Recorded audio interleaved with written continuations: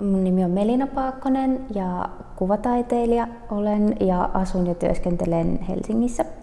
Kuvataiteilijaksi mä halusin kyllä jo aika pienenä, joskus ala-asteikäisenä, ja mä muistan, että mä oon joskus kirjoittanut johonkin kaverikirjaan, että musta tulee isona kuvataiteilija, mutta sitten jossain vaiheessa mä aloin kuitenkin sit epäröimään, että onko siitä välttämättä mulle ammattia, ja sitten mä opiskelin muita asioita ja tein työkseni muita asioita, mutta sitten samaan aikaan oli koko ajan vähän sellainen olo, että jotain puuttuu, ja sitten päädyin opiskelemaan kuvataiteilijaksi ja olen nyt tosi tyytyväinen kyllä siihen valintaan.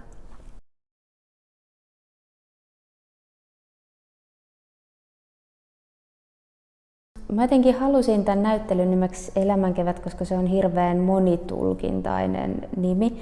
Se on lausahduksena jo mun mielestä hauska, koska sitä käytetään tosi erilaisia tarkoituksia. Tapahtuu joku kommellus tai jotain yllättävää, niin sitten ihmiset saattaa helposti todeta sen lausahduksen. Mutta sitten samaan aikaan, kun sitä käytetään hirveän eri tarkoituksiin, niin se tarkoittaa sitten kuitenkin jokapäiväistä leipää, joka on mun mielestä jotenkin symbolisesti mielenkiintoinen. Ja sitten myöskin Elämän kevät nimessä yhdistyy kaksi sanaa, jotka kuvaa mun mielestä tosi hyvin mun töitä, sillä että mä kuitenkin käsittelen sitä elämää, miten me elämää eletään, ja sitten kevät. No kevät myöskin siitä syystä, että on ihanaa, että tämä näyttely on keväällä, ja sitten käsittelen tosi monissa töissäni myös kevääseen liittyviä teemoja.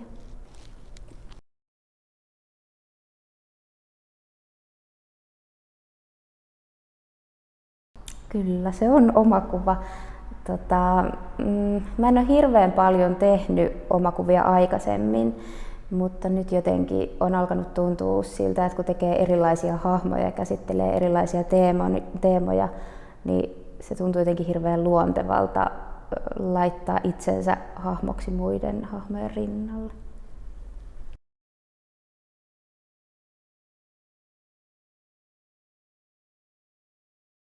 Jos mä aloitan vaikka noista luurangoista, vaikka siellä mun teoksissa esiintyy tätä kuolemahahmoa, niin mä silti käsittelen enemmän elämää kuin kuolemaa. Ja nämä kuolemahahmot oikeastaan on vaan semmosena tiedostuksena siitä, että tämä meidän elämä on rajallinen ja haluan, että se kuolemahahmo on tasavertaisena näiden muiden hahmojen rinnalla. Mun töissä eläimen ja ihmisen raja on silleen hirveän häilyvä, että saatan kuvata eläinten kautta eri ihmisluonteitakin. Ja eläimet toimii jotenkin hirveän spontaanisti verrattuna sitten taas ihmisiin, kun ihmiset hirveän paljon tiedostaa omaa olemistaan. Niin sen takia mun monet ihmistäkin kuvaavat hahmot saa eläimen muodon.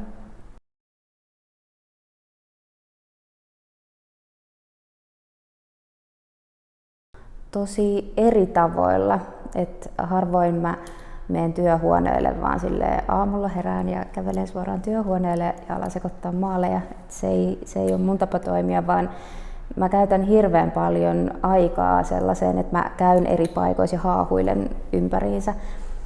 Välillä se paikka voi olla joku kirpputori, mistä mä löydän vain jonkun mielenkiintoisen tavaran tai asian, mistä mulla tulee se, että mä haluan käyttää jossain mun teoksessa.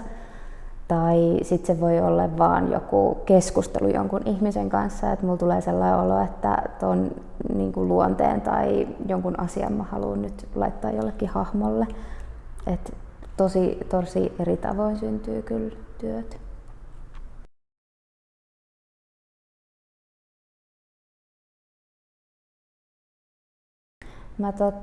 Symbolismi ja symbolit on mulle hirveän tärkeitä. Ja ne on sellaisia, koen, että symbolien käyttö antaa hirveän paljon erilaisia tulokulmia tarkastella jotain teemoja ja aiheita. Ja sitten myöskin niiden symbolien käyttö tekee niinku siinä maalaamisvaiheessa semmoisen, että mä niinku jään miettimään hirveän paljon. Mä niinku pysähdyn niiden teemojen äärelle ja jään pohtimaan, että millä tavalla mitäkin asiaa voi kuvata, minkälaisilla hahmoilla voi kuvata. Et se on kyllä mulle tosi tärkeää mun työskentelyssä.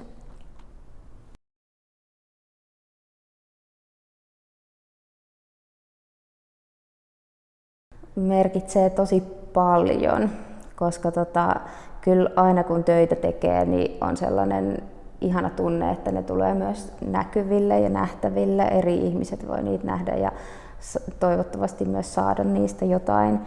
Ja kyllä se aina kun työt on esillä, niin tulee tosi ihania kohtaamisia ihmisten kanssa. Et on se kyllä niinku hirveän tärkeää.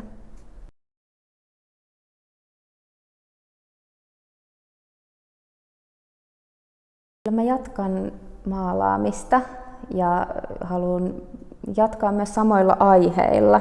Että kyllä mä jotenkin koen, että tämä on sellainen prosessi, minkä mä oon nyt aloittanut, mikä kiinnostaa kyllä vielä.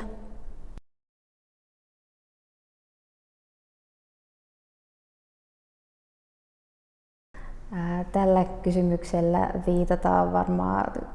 viitataan teokseen nimeltä Toukokuu.